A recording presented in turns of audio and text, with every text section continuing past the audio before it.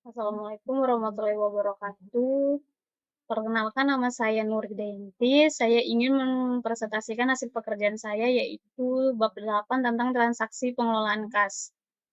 Eee, pengertian pengelolaan kas sendiri yaitu pengaturan uang tunai perusahaan agar jumlahnya optimal, tidak berlebihan dan tidak kekurangan sehingga operasional perusahaan berjalan lancar dan kas yang menganggur dapat dimanfaatkan untuk memperoleh keuntungan. Untuk contoh kasusnya itu perusahaan menyimpan kas terlalu banyak di brankas sehingga tidak menghasilkan bunga.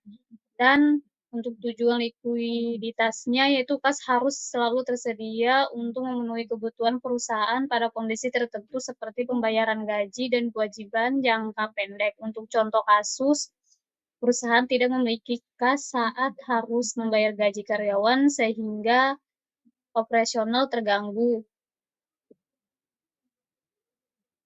Terus untuk tujuan pendapatan murninya, kas yang dimiliki perusahaan harus dialokasikan secara efisien agar menghasilkan pendapatan atau keuntungan yang maksimal.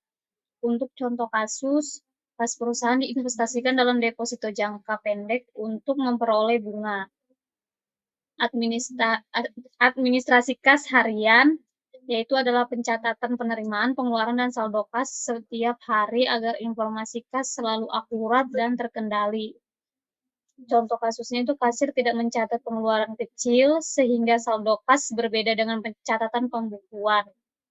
Budget kas yaitu adalah perkiraan penerimaan dan pengeluaran kas pada periode tertentu sebagai dasar perencanaan keuangan perusahaan. Contoh kasusnya perusahaan membuat anggaran kas bulanan untuk memastikan dana cukup membayar utang dan biaya operasional. Persediaan besi kas yaitu adalah upaya menjaga saldo kas agar tidak berlebihan maupun kekurangan sehingga tidak mengganggu rentabilitas dan operasional. Contoh kasus itu perusahaan kekurangan kas sehingga tidak mampu membeli bahan baku tepat waktu. Faktor bertambahnya atau berkurangnya kas bertambah dari penjualan tunai, utang, dan penjualan aset. Kas berkurang karena kegiatan operasional, pembelian aset, dan pembayaran utang.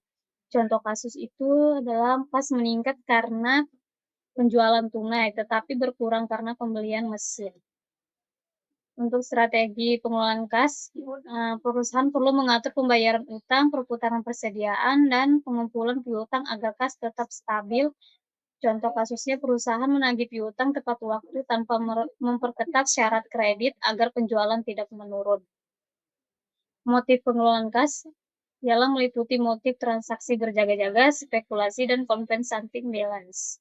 Contoh kasusnya perusahaan menyimpan dana darurat untuk menghadapi kebutuhan mendadak seperti perbaikan mesin. Untuk kesimpulannya sendiri, kas merupakan bagian penting dalam keuangan perusahaan karena kas adalah aset yang paling liquid. Manajemen kas yang baik bertujuan untuk menjaga likuiditas dan memaksimalkan pendapatan agar perusahaan dapat menjalankan operasional dengan lancar. Pengelolaan kas dilakukan melalui administrasi kas harian, penyusunan anggaran kas, serta pengendalian arus kas masuk dan keluar. Dengan pengelolaan kas yang tepat, perusahaan dapat terhindar dari kekurangan maupun kelebihan kas dan menjaga kelangsungan usaha. Dari sekian presentasi saya, terima kasih. Assalamualaikum warahmatullahi wabarakatuh.